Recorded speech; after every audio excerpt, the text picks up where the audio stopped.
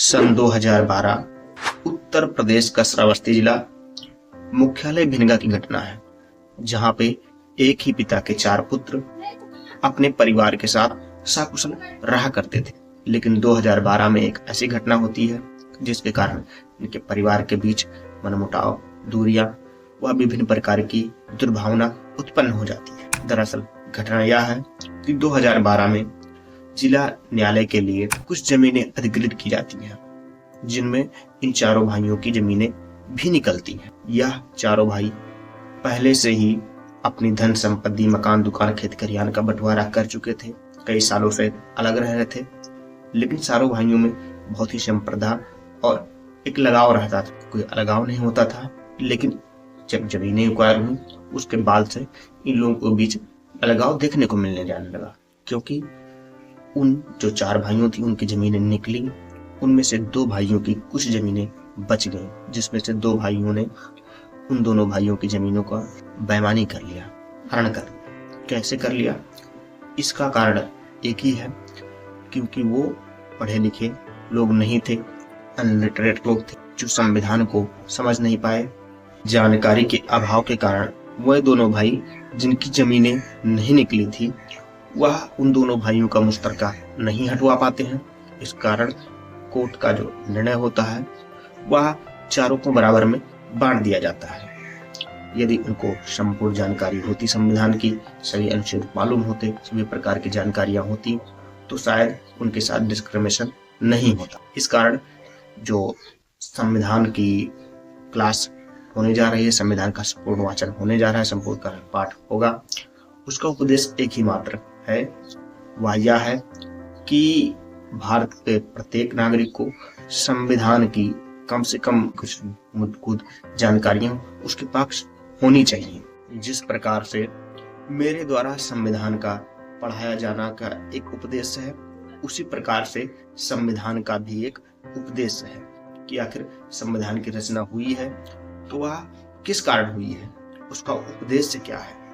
तो सबसे पहले हम संविधान का पाठ का आज प्रथम वीडियो है और हम शुरुआत करेंगे भारतीय संविधान के उपदेश का से।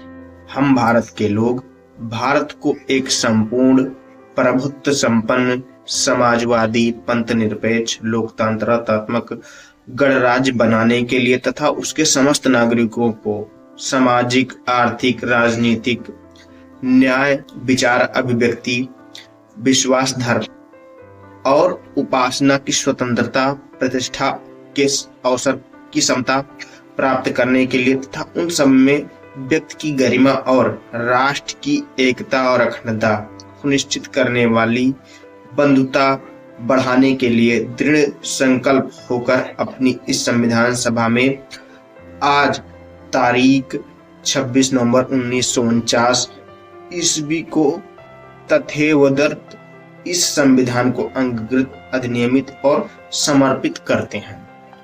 ये भारतीय संविधान की उपदेशिका है।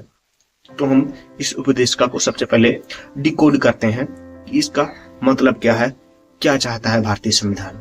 तो सबसे पहले जो शब्द मिलता है कि हम भारत के लोग, यानी कि जो भारत में रहने वाले लोग हैं, उनकी बात कर रहा है। भारत को एक संपूर्ण प्रभुत्व संपन्न, यानी कि संपूर्ण प्रभुत्व संपन्न, यानी कि आंतरिक रूप से और बाहरी मामलों में भी निर्णय लेने के लिए स्वतंत्र करना है सभी को। समाजवादी, यानी कि किसी भी प्रकार का कोई स्पेशल ट्रीटमेंट ना तो किसी जाति के आधार पर देना है, ना संप्रदाय के आधार पर देना है, ना किसी को वंशजता के आधार पर देना है, और ना ही किसी के साथ कोई डिस्क्रिमिनेशन करना है। समाजवाद का यह मतलब होता है। पंथ निरपेक्ष, यानी कि जो विभिन्न प्रकार के धर्मों में विभिन्न प्रकार के पंथ हो गए हैं, बन गए हैं, उस पंथ के कारण या किसी पार्टी संगठन के वंशजता के कारण किसी को भी बढ़ावा नहीं दिया जाएगा, सबको समान रखा जाएगा। लोकतंत्रात्मक गणराज्य का मतलब होता है कि भारत का प्रत्येक व्यक्ति शासन इकाई की सबसे सर्वोच्च पद तक जा सकता है, उस पर बैठ सकता है। ये गणतंत्र का मतलब होता है। बनाने के लिए समस्त नागरिकों को सामाजिक, आर्थिक और राजनीतिक न्याय, यानी कि सामाजिक रूप से, आर्थिक रूप से, राजनीतिक रूप से सभी प्रकार से न्याय दिलाना, यह हर एक व्यक्ति का कर्तव्य है जो भारत में निवास करता है। विचार की अभिव्यक्ति यानी कि विचार अपने रखने की अभिव्यक्ति, कोई जरूरी नहीं कोई किसी का विचार कोई रखा हो तो उसको मान ही लिया जाना चाहिए, लेकिन कम से कम उसे अपनी बात रखने का पूरा अधिकार है, पूरा अभिव्यक्ति है। विश्वास, धर्म और उपासना की स्वतंत्रता, यानी किसी भी विश्वास को वह मान सकता है, किसी भी धर्म को मान सकता है और किसी भी उपासना को वह पद्धति को मानने के लिए स्वतंत्र है।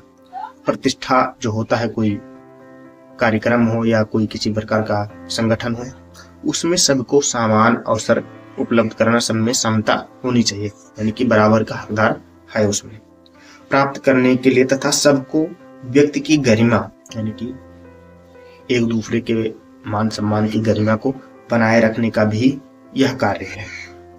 राष्ट्र की एकता व अखंडता को सुनिश्चित करना भी हर एक व्यक्ति का कार्य है जो भारत का निवासी है, और इसको जो है 26/1949 को भारतीय संविधान को संविधान सभा द्वारा अधिकृत किया गया, उसको अंगीकृत किया गया। इस कारण से उसी दिन से भारतीय संविधान भारत की न्याय व्यवस्था का प्रणाली बन गया है। आज की वीडियो में हम लोगों ने केवल 2 ही चीजों पे बात की। एक यह कि भारतीय संविधान को पढ़ाने का मेरा उद्देश्य क्या है और भारतीय संविधान का क्या उपदेश है, यानी कि मेरा उपदेश क्या है, मैं भारतीय संविधान को अपने चैनल पे क्यों पढ़ाना चाहता हूं, और भारतीय संविधान जो है उसका क्या उद्देश्य है, समाज में क्या चाहता है भारतीय संविधान, इसके विषय में। बाकी आपको मिलेंगे अगले वीडियो में। नमस्कार।